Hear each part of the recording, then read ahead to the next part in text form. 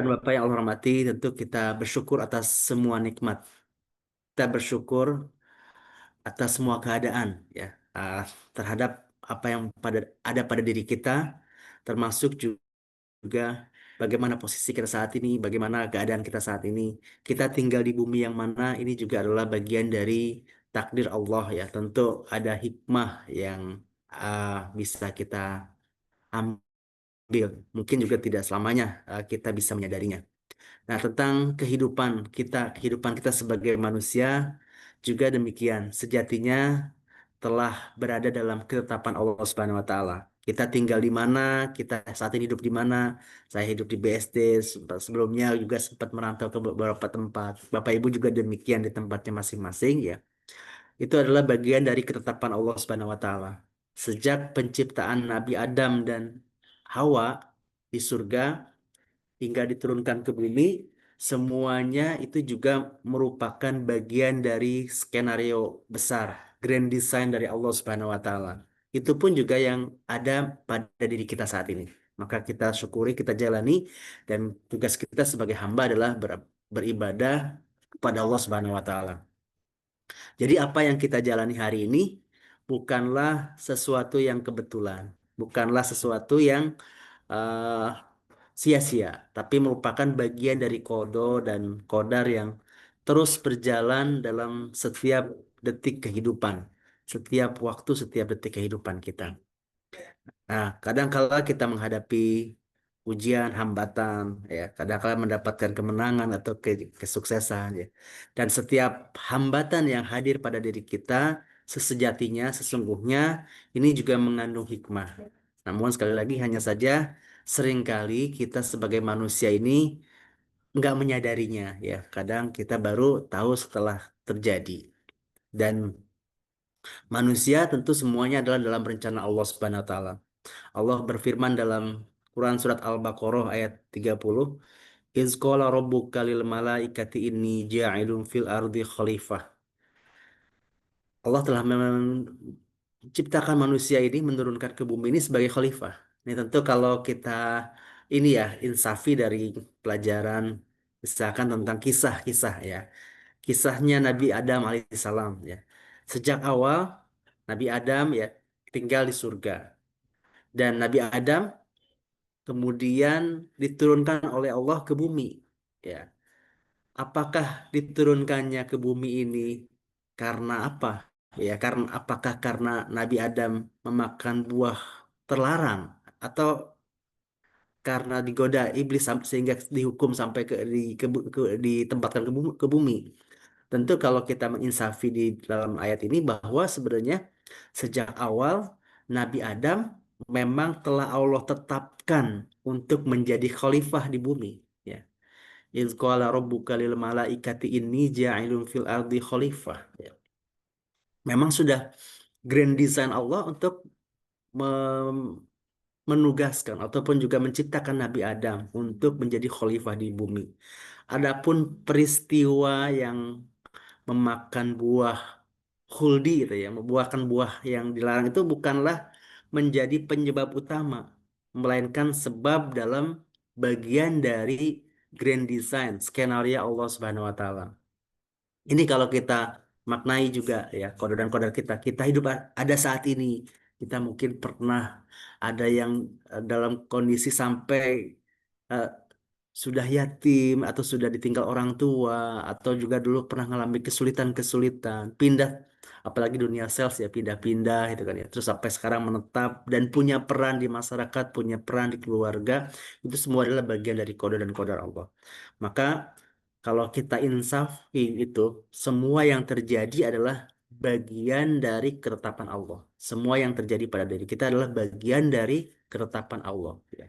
Maka peran kita adalah apa yang menjadi peran kita, kita maksimalkan ibadah kita kepada Allah Subhanahu wa taala.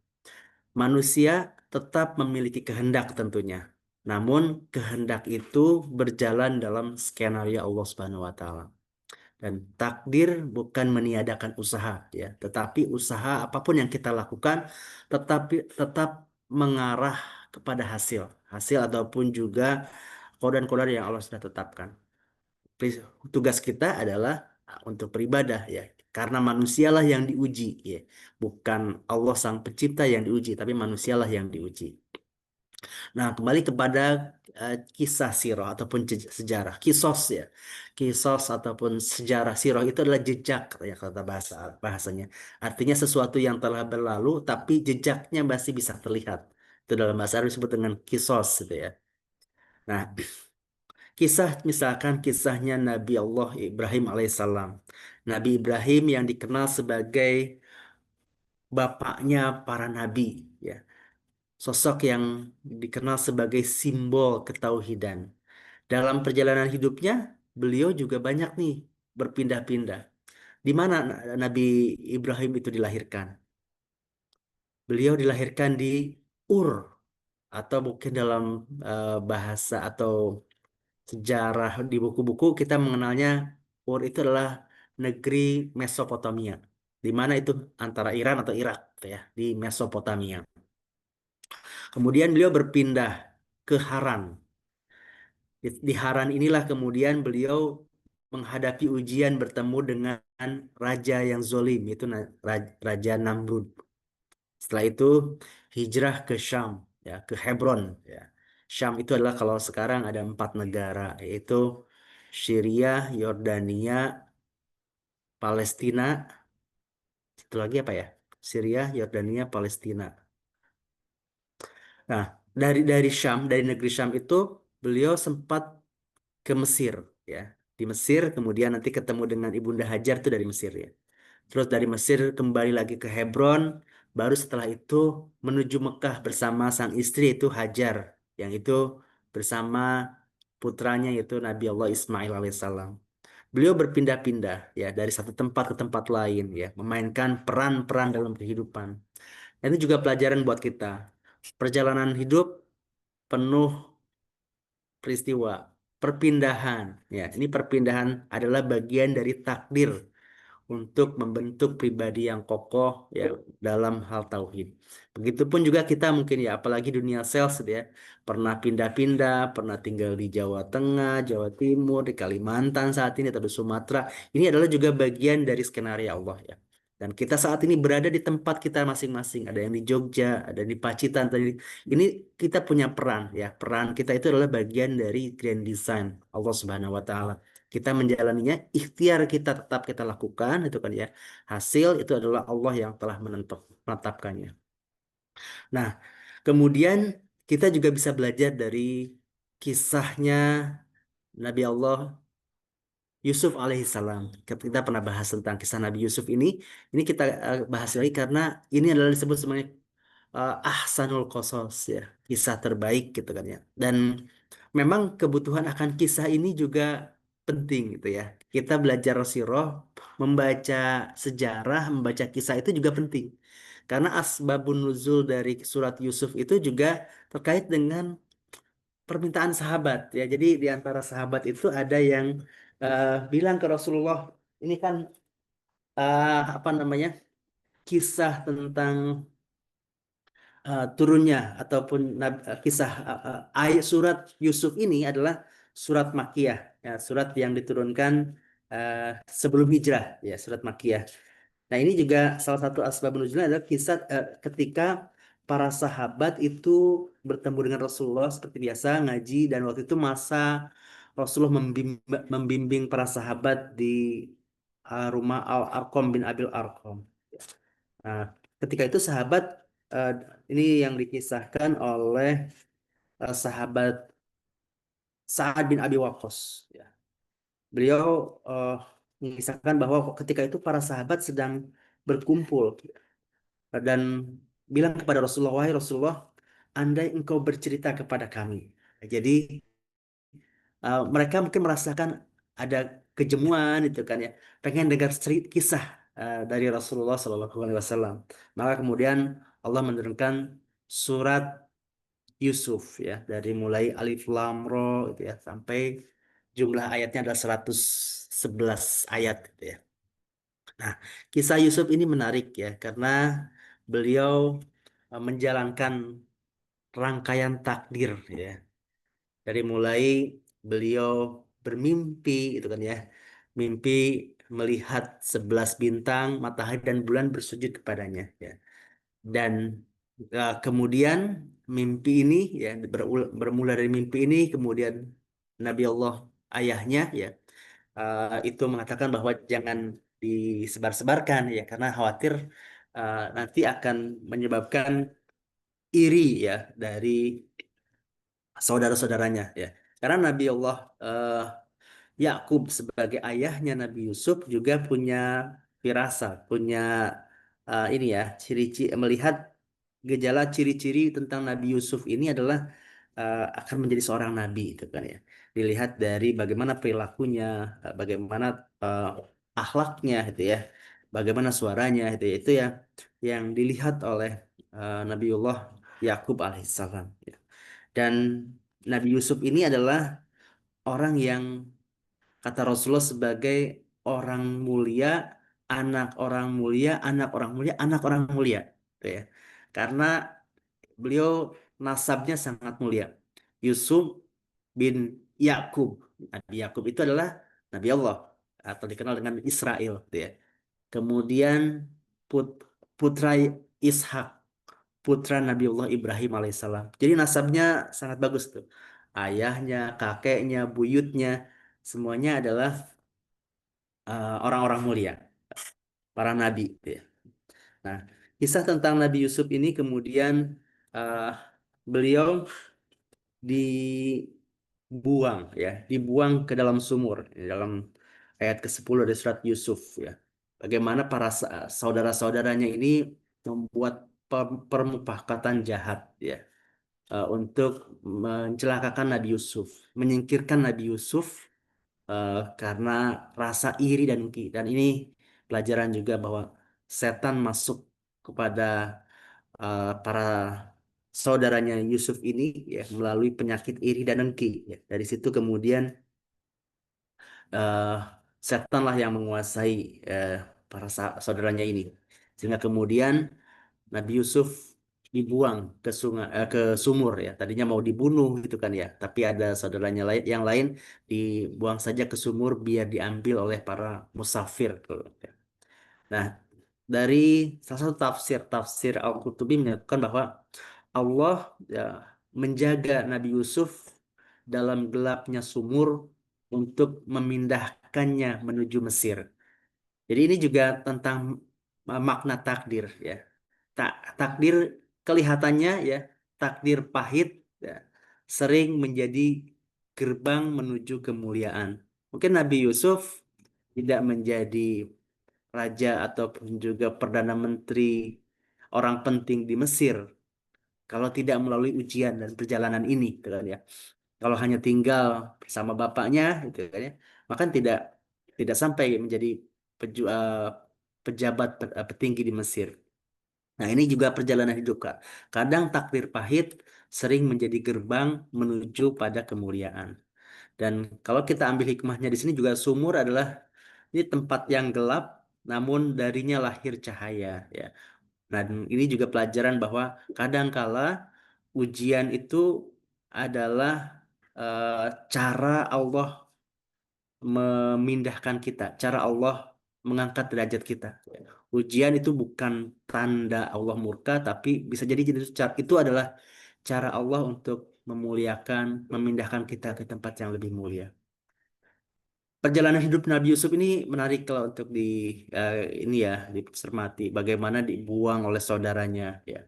Bahkan menurut salah satu tafsir ya, saya lupa tafsir Al-Azhar kalau salah di tafsirnya karya Buya Hamka, bahwa ada kecenderungan bahwa saudaranya ini kemudian yang menjual kepada uh, pedagang ya, setelah ditemukan oleh para pencari air itu ya. Jadi dibuang di sumur yang jauh dari pemukiman. Tapi biasanya kalau rombongan dagang itu mereka menyewa atau memiliki orang yang ahli mencari air, gitu kan ya, termasuk mencari sumur gitu ya di padang pasir. Kemudian setelah ditemukan oleh mereka, Nabi Yusuf ini kemudian dijual gitu ya kepada musafir dan kemudian dijual ke uh, ke ketika sampai di Mesir dijual di pasar perbudakan. Nah, dalam ayat 21 itu ya, Nabi Yusuf ini dikisahkan beliau dijual sebagai budak. Dari tafsir Ibnu Katsir disebutkan ini adalah cara Allah. Ini adalah jalan masuknya Nabi Yusuf ke lingkungan elit Mesir. Jadi kalau ini kita lihat ya, ini kan dijual sebagai budak itu kan sesuatu yang hina. Ini adalah sesuatu yang rendah ya di kehidupan manusia. Manusia diperbudak. Perbudakan itu sesuatu yang merendahkan harkat dan martabat kemanusiaan. Makanya Islam hadir juga untuk memberantas perbudakan ini gitu ya. Membebaskan budak itu salah satu yang apa namanya? Ibadah yang amal yang besar pahalanya. Itu pula yang kemudian dilakukan oleh Abu Bakar As-Siddiq ya. Beliau membebaskan Bilal bin Rabah. Bukan hanya Bilal kan. Ada banyak lagi eh, budak-budak yang dibebaskan oleh Abu Bakar As-Siddiq ya. Ketika awal-awal masa periode dakwah Islam di Mekah. Nah, ini juga ada hikmah, kita ambil hikmahnya bahwa ada kalanya jalan yang tampak hina tapi menjadi jalan menuju kemuliaan. Ya. Ini adalah cara cara Allah kemudian memasukkan Nabi Yusuf alaihissalam untuk menjadi atau hidup di kalangan elit bangsawan Mesir, gitu ya. Menjadi keluar dari negeri Kanaan, kemudian masuk ke keluarga elit yang ada di Mesir, ya. Yang karena memang Nabi Yusuf ini tampan, itu kan ya, kemudian juga menarik pandangan mata, kemudian juga yang belinya pun adalah orang yang kalangan elit juga, itu kan ya. Makanya dibeli oleh Al-Aziz ataupun perdana menteri yang ada di Mesir ketika itu. Dan menarik memang apa yang disampaikan oleh Al-Aziz ini ya. Beliau eh, yakin ya, beliau membeli Nabi Yusuf ini karena punya keyakinan bahwa dia akan bermanfaat kelak, gitu kan ya. Jadi tentang firasatnya Al-Aziz ini juga menarik ya. Jadi Al-Aziz ini memilih Yusuf karena yakin beliau akan eh, punya firasat dia itu akan menjadi orang yang mulia bisa diandalkan. Dan kata sahabat itu kan ya, yang ulama mengatakan bahwa manusia ini juga diriwayatkan disampaikan oleh sahabat itu ya. Ada tiga manusia yang paling tajam firasatnya. Tiga manusia ini adalah satu adalah Al-Aziz ketika memilih eh, Yusuf alaihissalam. Yang kedua eh, adalah perempuan orang soleh dari Madian. Nah, ini kisah yang waktu kita halal bihalal disampaikan oleh Pak Sungkono nih ya. Ada wanita yang sedang menunggu antrian em, apa namanya mengembalakan kambing, dan wanita ini punya punya firasat ya, bilang kepada ayahnya ambil dia sebagai pekerja karena dia kuat baik gitu kan ya. Firasat baik dari wanita ini ya. Nah, ini kalau nggak salah perkataan dari Ibnu Mas'ud atau Ibnu Abbas ya, yang mengatakan bahwa ada tiga orang yang firasatnya kuat ya, paling tajam firasatnya. Satu adalah Al-Aziz, penguasa Mesir. Kedua adalah perempuan orang soleh dari Madian ketika memilih Nabi Musa. Ya, ketika memilih bilang ke ayahnya, ya eh, angkat dia sebagai pekerja, ya, karena dia orang baik gitu ya. Ini firasatnya. Yang ketiga adalah firasatnya Abu Bakar As-Siddiq ketika beliau memilih Sayyidina Umar sebagai khalifah sepeninggalnya. Dan memang kekhalifahan ketika Sayyidina Umar memimpin, Islam tersebar begitu luas ya, dan memperoleh kejayaannya. Bahkan negeri Persia ya, Iran gitu kan. Itu juga Iran dan Irak gitu ya. Persia itu juga ditaklukkan ketika masa kekhalifahan Abu Bakar, kemudian dilanjutkan pada kekhalifahan Umar bin Khattab. Nah, Ibu Bapak yang Allah rahmati, ini tentang eh, hikmah tentunya saja. Hikmah baik bagaimana dijual sebagai budak itu adalah sesuatu yang hina. Tapi siapa yang tahu jalan yang tampak hina bisa menjadi jalan menuju kemuliaan. Ya, kadang-kala pun demikian ujian yang ada pada diri kita ya. Bisa jadi itu adalah cara Allah menjadi mengangkat kita menuju ke jalan yang lebih mulia. Kemudian setelah itu juga tidak luput dari godaan ya.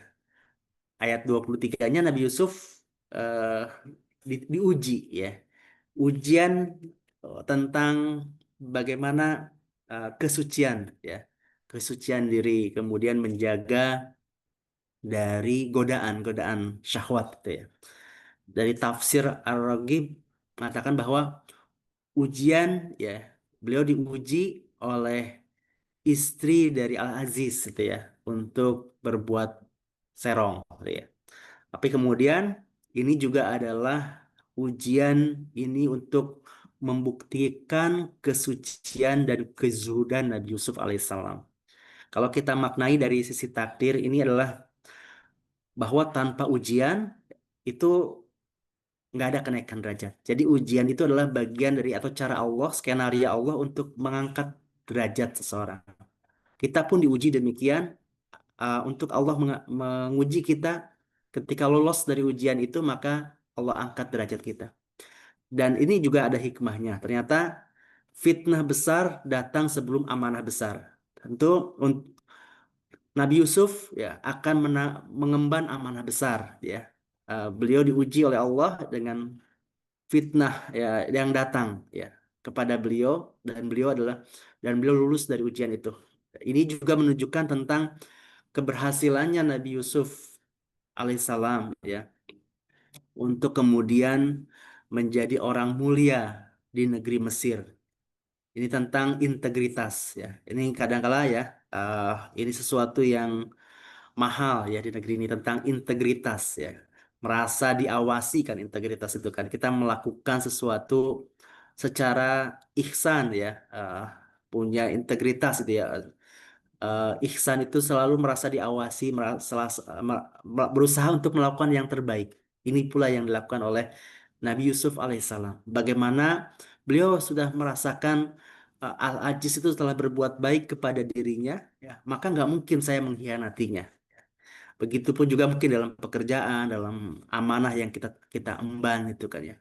Kita sudah mendapatkan nikmat ya, digaji perusahaan, maka bekerja dengan integritas. Ini adalah fondasi takdir yang besar. Kemudian yang menuntun Nabi Yusuf memperoleh kemuliaan di negeri Mesir.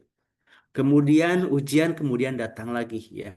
Setelah digoda, kemudian dipenjara. Ya, Nabi Yusuf dipenjara. Ini adalah penjara ini menjadi tempat pembinaan ruhani.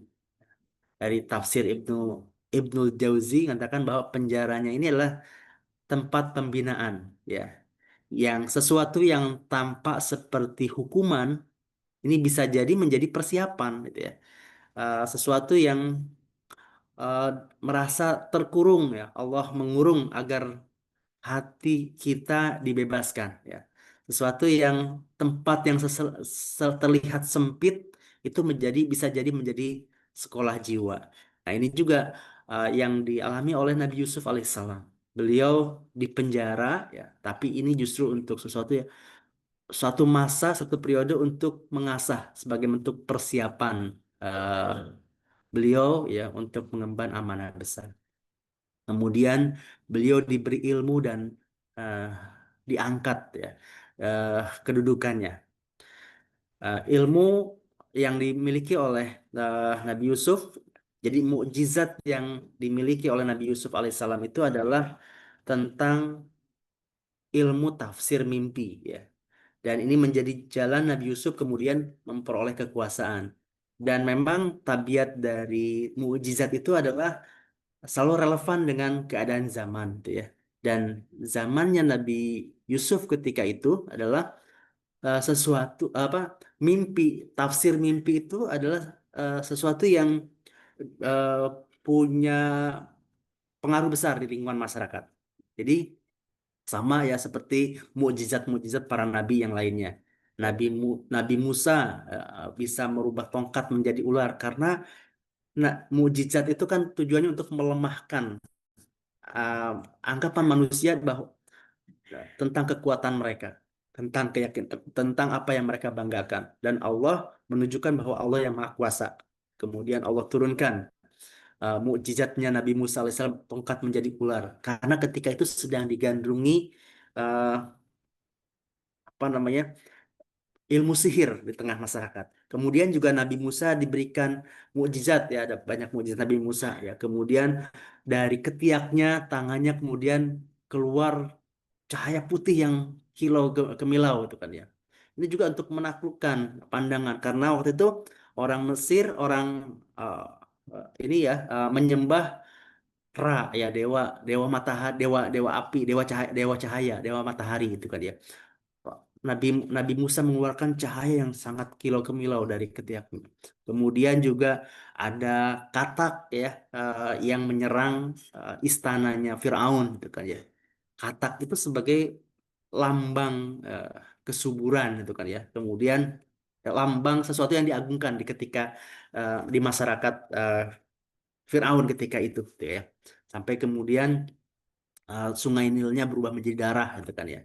Ini juga eh, menggugurkan, menghapus pandangan mereka tentang dewa yang bersemayam di Sungai Nil gitu ya. Menurut keyakinan orang-orang eh, masyarakat Firaun ketika itu. Begitu juga Nabi Isa, ya, punya mukjizat untuk menyembuhkan orang punya penyakit gitu ya, karena ilmu kedokteran sedang berkembang ketika itu. Nah, di zaman Rasulullah itu ya, mukjizat Al-Qur'an ini, kemukjizatan Al-Qur'an yang bisa kita rasakan sampai saat ini, ya. Sebelum bicara tentang yang bicara sainsnya gitu kan, ya. Mukjizat Al-Qur'an sudah dirasakan oleh orang-orang Quraisy dari sisi tata bahasanya gitu kan, ya. Karena dari eh, sastra adalah sesuatu yang sangat dibanggakan di tengah-tengah masyarakat Quraisy, dan Al-Quran salah satu keunggulannya adalah keunggulan sastra dan bahasanya. Nah, di zaman Nabi Yusuf juga mimpi, tafsir mimpi itu sesuatu yang eh, diagungkan, dipercayai oleh masyarakat ketika itu. Dan Allah memberikan ilmu kepada Nabi Yusuf untuk menafsirkan mimpi. Dan ini adalah jalan menuju kekuasaannya. Nah, setelah melalui segala macam ujian, ya, Allah kemudian membuka jalan, ya, melalui ilmu, ya. Dan ini juga hikmahnya buat kita bahwa keahlian adalah bagian dari eh, takdir, ya, dan ke dan ini juga pelajaran untuk kemudian memperoleh keberhasilan, ya. Itu bukan melulu tentang ada koneksi gitu kan, ya, tapi bisa melalui dengan ilmu dan integritas. Ini yang dicontohkan oleh Nabi Yusuf alaihissalam. Beliau eh, punya integritas tadi, ya. Telah diuji tapi tetap eh, pada kebenaran, berpegang pada kebenaran, juga punya ilmu, ilmu yang cakap, ya, ketika beliau bisa menafsirkan mimpi sang raja. Dan ini adalah eh, runutan takdir itu ya. Bagaimana Nabi Yusuf ini juga bisa menjadi raja di Mesir, ya. Tentu rangkaian tadi tentang dibuang sama eh, saudaranya, ya, menghadapi ujian, ya, dijadiin budak, kemudian digoda, masuk penjara, ya. Kemudian eh, Allah berikan ilmu, ya, beliau diangkat menjadi seorang penguasa, mendapatkan kedudukan yang terhormat. Ini adalah rangkaian takdir, ya, yang Allah tetapkan kepada beliau, ya. Dan ini juga sebenarnya kisah ini, ya, kisah Nabi Yusuf ini diceritakan, wahyu ini diturunkan kepada Nabi Muhammad di fase Makkiyah. Ini juga untuk memberikan kabar gembira, menguatkan, mengokohkan iman para sahabat itu ya, yang hidup bersama Rasulullah ketika di Mekah. Mereka menderita, ya, ketika di Mekah disiksa, terus dikucilkan, ya. Bahkan Rasulullah pun digoda dengan wanita, harta, kekayaan, ya. Kan pernah ya satu masa orang-orang Quraisy berusaha untuk melemahkan dakwahnya Rasulullah gitu ya. Ada yang datang ke Rasulullah, kalau engkau mau menjadi orang yang paling kaya, kami akan kumpulkan harta di antara kami sehingga engkau menjadi orang paling kaya. Kalau mau menjadi penguasa, engkau akan kuangkat menjadi raja. Padahal sudah bertahun-tahun, beratus-ratus tahun kali di tengah-tengah masyarakat Quraisy itu nggak pernah ada pemimpin tunggal, nggak pernah ada raja, gitu kan ya, karena mereka punya egonya masing-masing dengan keluarga ataupun nasabnya masing-masing, gitu ya. Bahkan kalau engkau mau menikahi wanita yang paling cantik, kami akan carikan, gitu kan ya. Itu Rasulullah pernah digoda demikian, ya. Ini eh, juga kisahnya Nabi Yusuf ini dipaparkan eh, oleh Allah, diturunkan oleh Allah kepada Rasulullah, kepada para sahabat juga sebagai obat dan kabar gembira tentang akan kemenangan kaum muslimin. Nah, kemudian ayat ke-100 dari surat Yusuf ini, Nabi Yusuf setelah menjadi bendaharawan ataupun penguasa di Mesir ya, kemudian beliau dipertemukan kembali, pertemuan kembali dengan keluarganya ya, yaitu berkumpulnya ayah dan keluarganya Nabi Yusuf ya. Dan ini adalah jawaban dari tafsir mimpi. eh, ini adalah tafsir dari mimpi Nabi Yusuf ketika masih kecil. Ketika mengadu kepada ayahnya, ayahku bermimpi 11 bintang, matahari dan bulan bersujud kepadaku. Tentu bersujud di sini bukan menyembah ya, tapi memberikan penghormatan. Sama seperti sujudnya para malaikat kepada Nabi Adam itu bukan menyembah, tapi memberikan penghormatan. Dan sujud tadi ya, bahwa sujud di sini adalah bentuk penghormatan menandakan kemuliaan Nabi Yusuf alaihissalam. Nah, dari semua rangkaian kisah Nabi Yusuf ini itu kan ya, tentu kita melihat ada hal yang getir, ada yang hal yang pahit ya. Bagaimana dipisahkan seorang ayah dipisahkan dengan seorang anak gitu ya. Kemudian si Nabi Yusuf yang kecil itu ya harus menderita, menerima ujian dan sebagaimana rangkaian ujian dalam kehidupan. Ini adalah sama kalau kita ambil kesimpulannya bahwa hidup itu adalah rangkaian takdir yang saling terhubung. Ujian tentu bukan akhir, melainkan bagian dari proses, gitu ya. Kita pun demikian, kita mengalami ujian dalam kehidupan ini adalah bagian dari proses, dan takdir Allah selalu mengandung hikmah, meskipun kita tidak langsung melihatnya. Dan kemuliaan sering diawali dari kesulitan-kesulitan. Ya, ketika kita menghadapi kesulitan hidup ya, dan yakin dan akan akan takdir baik dari Allah Subhanahu wa taala. Untuk itu juga Rasulullah mengajarkan doa kepada kita semua untuk kita berdoa kepada Allah. Tadi saya sempat share di grup ya, doa untuk memohon takdir baik ya. Dan mari kita tutup mungkin ngaji ini juga dengan membaca doa ini ya. Bismillahirrahmanirrahim. Allahumma inna radina biqadaika wa sallamna liqadarika wa watikna bilutfika wa tafa'alna bi khairi ma indaka. Allahumma ij'al khaira ayyamina Allah akhirana wa khaira ini a'malina khawatimana khawatimaha wa khaira a'marina nal yauma nalqaka. Ya Allah, sesungguhnya kami ridho atas segala ketetapanmu, kami pasrah terhadap takdirmu, kami yakin akan kelembutanmu, dan kami optimis terhadap kebaikan yang Engkau janjikan. Ya Allah, jadikanlah hari-hari terbaik kami adalah hari-hari terakhir kami. Jadikanlah amal-amal terbaik kami adalah penutupnya, dan jadikanlah umur terbaik kami adalah saat berjumpa dengan Engkau ya Allah. Ya Allah. Amin, amin ya rabbal alamin. Ya, kita Amin ya belajar dari Tuhan. kisah Nabi, para nabi ini, kisah dari perjalanan Nabi Yusuf ini ya, bahwa perjalanan hidup itu memang berliku ya. Kita pindah-pindah seperti halnya Nabi Ibrahim alaihissalam ya, Nabi Yusuf pun demikian ya. Tapi yakinlah bahwa itu adalah grand design. Allah membuat menetapkan segala urusan, dan tentu kita pun saat ini hidup di bumi manapun ya, di daerah manapun ya, punya peran masing-masing. Tentu yakinlah bahwa Allah tidak sia-sia ya menempatkan kita. Ada yang tinggal di Depok mungkin ya, punya pekerjaan saat ini ya, kehidupan yang saat ini tentu punya peran dan amalnya masing-masing ya. Dan tentu kita kewajiban dan kita sebagai hamba adalah beramal ya berbakti dan kemudian beramal solih gitu kan ya.